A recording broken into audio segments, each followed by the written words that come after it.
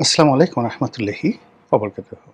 সম্মানিত দর্শক, পরস্পর বিরোধী কতগুলো খবর বাংলাদেশে রীতিমতো ফ্রাস্ট্রেশন ছড়িয়ে দিচ্ছে, হতাশা। যে বাজেট হয়েছে আপাত দৃষ্টিতে এক্সিস্টিং কোনো কিছু, কোনো কর হার বাড়ানো হয়নি, কিন্তু যে বিষয়গুলো করের যে নেটওয়ার্ক যেভাবে বৃদ্ধি করা হয়েছে বা যে বিষয়গুলো জানান দিচ্ছে, তাতে করে পুরো আমাদের সমাজ সংসারে ব্যবসায়িক সেক্টরে রীতিমতো ফ্রাস্ট্রেশন শুরু হয়ে গেছে। প্রথমে এক নম্বরটা বলে নিই, সেটি হলো আবাসন শিল্প। অর্থাৎ এই সরকার যেভাবে নিজেদের জমি কোনো ডেভেলপার কোম্পানিকে ডেভেলপ করতে দিয়ে যে সাইনিং মানি পাচ্ছে, তার সঙ্গে সঙ্গে যেভাবে ফ্ল্যাটগুলো পাচ্ছে, এই ফ্ল্যাটের উপর ট্যাক্স, সাইনিং মাইনের উপর তো আগেই ট্যাক্স ছিল।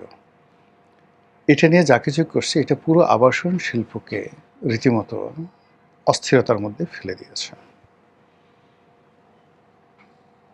এখন আমাদের এই যে ঢাকা শহরে প্রায় 40,000 ফ্ল্যাট অবিকৃত অবস্থা পড়ে আছে, আর এই 40,000 ফ্ল্যাটের অ্যাগেনস্টে অলমোস্ট ধরুন 50% ব্যাংক লায়াবিলিটিস আছে। ধরুন আমার 10 কাঠা জমি আছে, এখন সেই জমিটি আমি আপনাকে দিলাম, তা আপনি কি করবেন? সেই জমিটি আপনার অংশটিকে বন্ধক রেখে ব্যাংক থেকে আপনি লোন নেবেন। লোন নিয়ে আপনি কনস্ট্রাকশন করেছেন, কনস্ট্রাকশন শেষ করেছেন, মালিককে ফ্ল্যাট বুঝিয়ে দিয়েছেন, কিন্তু আপনার ফ্ল্যাটগুলো বিক্রি করতে পারছেন না। আবার 90% বা 80% হয়ে বহু ফ্ল্যাটগুলো পড়ে আছে।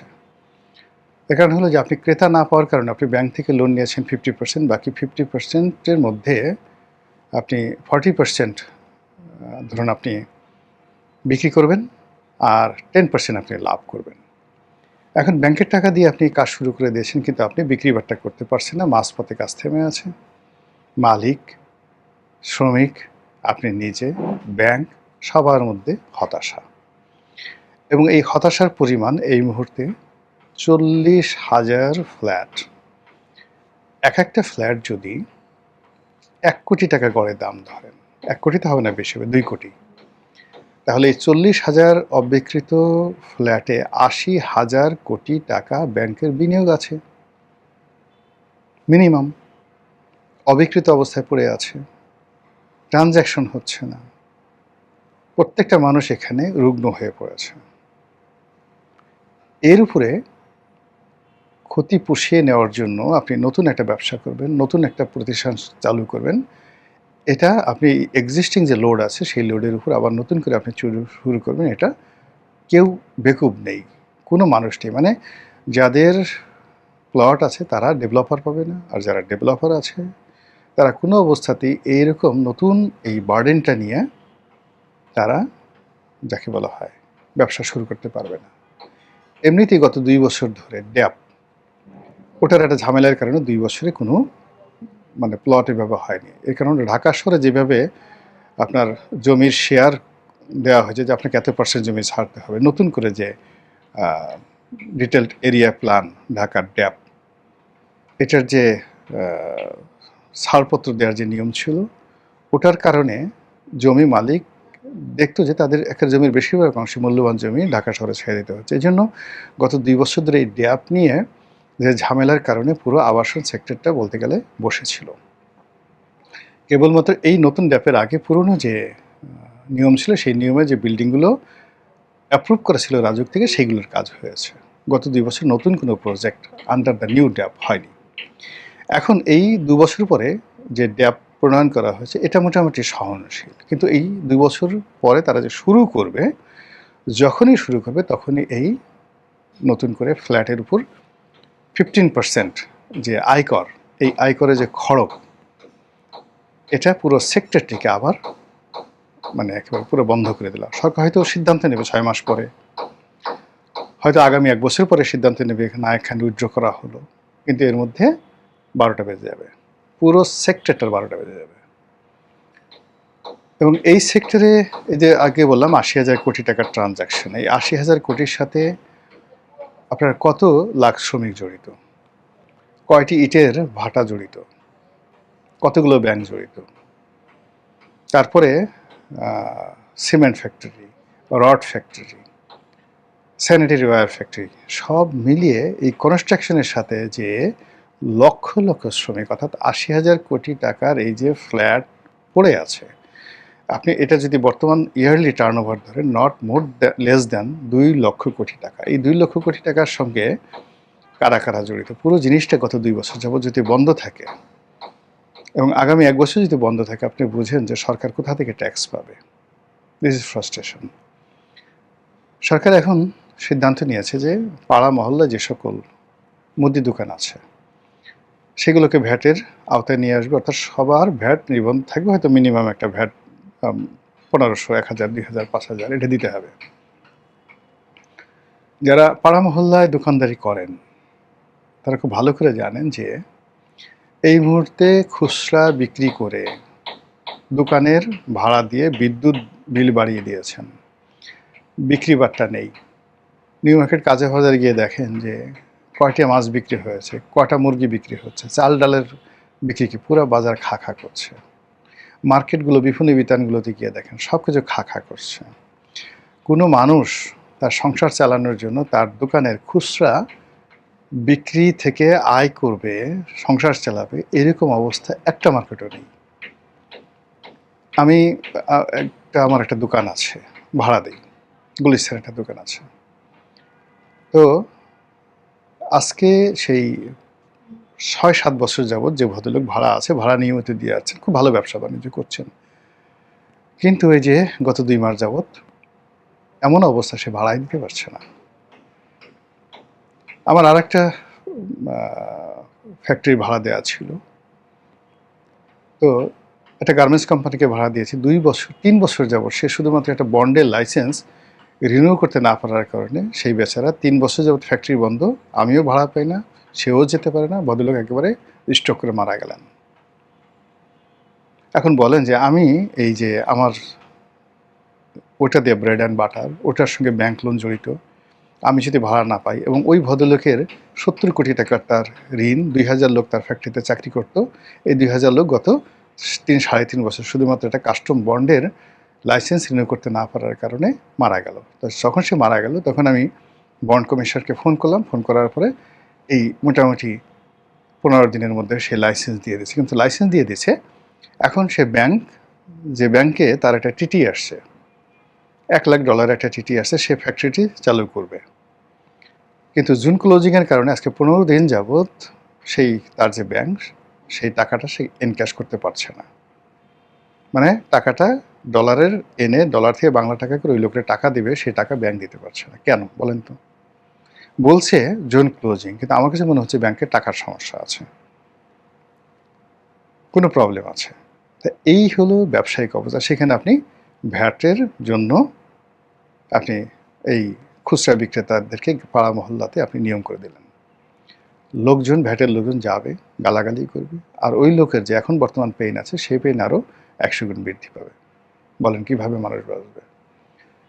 আপনি জর্দা, বিড়ি, পান, সিগারেট, তামাক, মুড়ি, এমন কোনো জিনিস নেই যে জিনিসের উপরে এখন কর নেই। এই যে একটা কৃষক, জেলে, মুটে, মজুর, ঝাড়ুদার, বারবার মানে নাপিত, তারা যেটা বিড়ি খাচ্ছে, সেই বিড়ির উপর আপনি ব্যান্ড রোল দিয়ে সেখান থেকে আপনি ট্যাক্স নিচ্ছেন। সেই ট্যাক্স আপনি কী করছেন?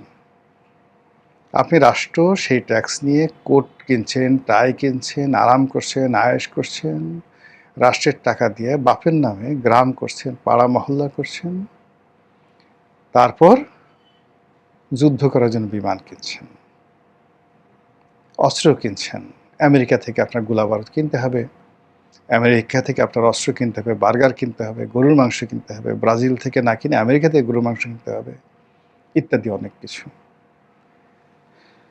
ফলে এই যে সোশ্যাল আনরেস্ট, মানুষের যে কষ্ট, মানুষের যে দীর্ঘশ্বাস, এই দীর্ঘশ্বাসটির আওয়াজ যদি আপনি শুনতে পারতেন যে আমাদের দেশের এখন যে অবস্থা, তাতে করে বর্তমান যে বাজেট আছে, এই বাজেটের অর্ধেক বাজেট করাটা বুদ্ধিমানের কাজ হতো। রিল্যাক্স। সরকারি কর্মকর্তাদেরকে অর্ধেক নামিয়ে আনা উচিত এই মুহূর্তে। যে ম্যান পাওয়ার আছে তার অর্ধেক জাস্ট ছাঁটাই, কোনো কথা নেই। কিন্তু মানুষের উপর যারা আপনি করের বোঝা চাপিয়ে দিয়ে প্রত্যেকটা মানুষেরকে উৎপাদনের বাইরে নিয়ে তাদের মধ্যে যে ফ্রাস্ট্রেশন ছড়িয়ে দিচ্ছেন, মানুষ বিদেশে যেতে পারছে না, কর্মসংস্থান নেই, দেশে একটা ব্যবসা শুরু করবে তার সমস্যা হচ্ছে না, কে কিনবে? যারা খাবারের দোকানগুলো, রেস্টুরেন্টগুলো খা করছে, প্রত্যেকটা 5 স্টার হোটেলে গিয়ে দেখেন কী অবস্থা, দোকানে গিয়ে দেখেন কী অবস্থা, মাছের বাজারে গিয়ে দেখেন কী অবস্থা। অথচ আপনি 9,30,000 কোটি টাকার একটা বাজেট তৈরি করে সেই বাজেটের উপরে ভিত্তি করে আপনি পদ্মা ব্রিজের সাথে কাউন্টার দ্বিতীয় পদ্মা ব্রিজের ডিজাইন করার জন্য 4.5 কোটি টাকা দিয়ে দিচ্ছেন। আপনি পদ্মা ব্যারেজ, আপনার পদ্মায় পানি নাই, ভারতের সাথে পানি চুক্তি আপনার রিনিউ হয়নি, কতটুকু পানি আসবে, কত কিউসেক পানি আসবে তা নিয়ে তা নেই, আপনি পদ্মা ব্যারেজ করবেন রাজবাড়িতে। পানি না থাকলে ব্যারেজ দিয়ে আপনি করবেন নাকি? তিস্তা ব্যারেজ করা হয়েছে, তিস্তাতে মানে আপনার তিস্তাতে কোনো রকম পানি আসছে না, ব্যারেজ করে আমরা বসে আসছি। তাহলে আমরা কি করব? আপনি গিয়ে দেখেন কি হচ্ছে তিস্তা ব্যারেজ। তিস্তার দুটো, একটা ব্যারেজ আর একটা হলো রাবার ড্যাম। সেই রাবার ড্যাম প্রকল্প এর সাথে জমানায় করেছে, দুটোই মানে পুরো আরও তিস্তাকে 12টা বাজিয়ে দিয়েছে। পদ্মাতে যদি পানির ফ্লো না থাকে, এর মধ্যে যদি আরও উল্টোভাবে আমরা একটা ব্যারেজ তৈরি করি, আপনি যেভাবেই ব্যাখ্যা করেন না কেন, পুরো পদ্মার এখন যতটুকু প্রাণ আছে এই প্রাণটুকু নষ্ট হয়ে যাবে। তো এই যে অনেক কিছু মানে আমরা বলা হচ্ছে, যে যেভাবে পারছি বলছি, যে যেভাবে পারছি কনভিন্স করছি এবং সব কিছু নিজের দিকে নিয়ে যাচ্ছি, এটা আসলে কোনো অবস্থাতেই, যেটাকে বলা হয় গ্রস ন্যাশনাল প্রোডাক্ট জিএনপি, সেই জিএনপি বাড়াচ্ছে না। যেটা মানুষের যে কম্বাইন্ড হ্যাপিনেস, সেই হ্যাপিনেস বাড়াচ্ছে না। যে যার অবস্থানে থেকে মানুষ ভেঙে পড়ছে। আমরা এই যে টকশো করি, এখন বলা হচ্ছে এই টকশোর উপর 30% করে আপনাকে ফি দিতে হবে। আপনি কি একবারও দেখেছেন যে এই টেলিভিশন কোম্পানিগুলো তারা যে চলছে, টাকা কোত্থেকে পাচ্ছে? আপনি তো আগে দিবেন তাকে। আপনার সরকার কত টাকার বিজ্ঞাপন দিয়েছে টেলিভিশনগুলোতে? আমাদের লোকাল যে কোম্পানিগুলো একটার পর একটা দেউলিয়া হয়ে যাচ্ছে। বেক্সিমকো দেউলিয়া, সিটি গ্রুপ দেউলিয়া। সিটি গ্রুপকে উদ্ধার করার জন্য 32,000 কোটি টাকার ফান্ড দেওয়া হচ্ছে। আপনি বোঝার চেষ্টা করেন। এবং তারপরেও এই গ্রুপ বলছে আমরা দাঁড়াতে পারবো না, গ্যাস না আসা পর্যন্ত, এবং আরও টাকা লাগবে। সিটি গ্রুপ দেউলিয়া, তীর, আটা, ময়দা, সয়াবিন। বেক্সিমকো গ্রুপ দেউলিয়া। এই দুটো গ্রুপে 1 লাখ লোক চাকরি করে। আচ্ছা, 30,000 লোক চাকরি করতো গাজী গ্রুপে। বসুন্ধরা গ্রুপ 50,000 লোক চাকরি করে, যায় অবস্থা। যমুনা গ্রুপ খারাপ অবস্থা। পার্টিক্স গ্রুপ বলতে গেলে দেউলিয়া। এখন বলেন বাংলাদেশে এমন কোনো একটা গ্রুপ দেখান যেখানে 50,000 লোক, 1 লাখ লোক নিয়ে তারা ভালো আছে। সিঙ্গেল লোক নাই। একমাত্র প্রাণ গ্রুপ কোনো মতে টিকে আছে, কিন্তু এখন যেভাবে চলছে এইভাবে কিছুদিন হলে প্রাণ গ্রুপ 1 লাখ লোক প্রাণ গ্রুপে আছে, প্রাণ গ্রুপ দেউলিয়া হয়ে পড়বে।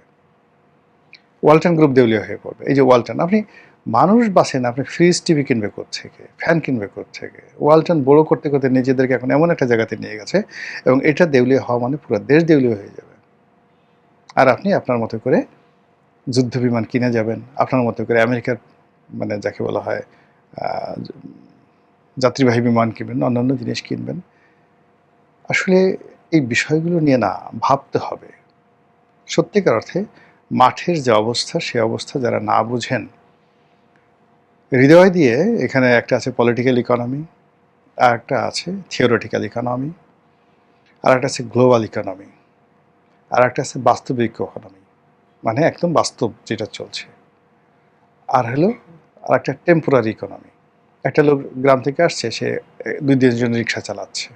ইকোনমিটাকে আপনি কীভাবে জিডিপিতে আনবেন?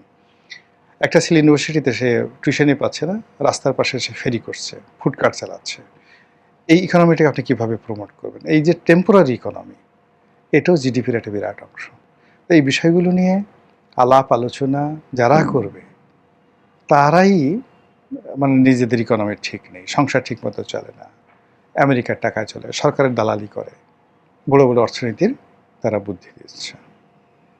মহান আল্লাহ আমাদের সবাইকে হেদায়েত দান করুন, হেফাজত করুন। আসসালামু আলাইকুম রহমতুল্লাহি ওয়া বারাকাতুহু।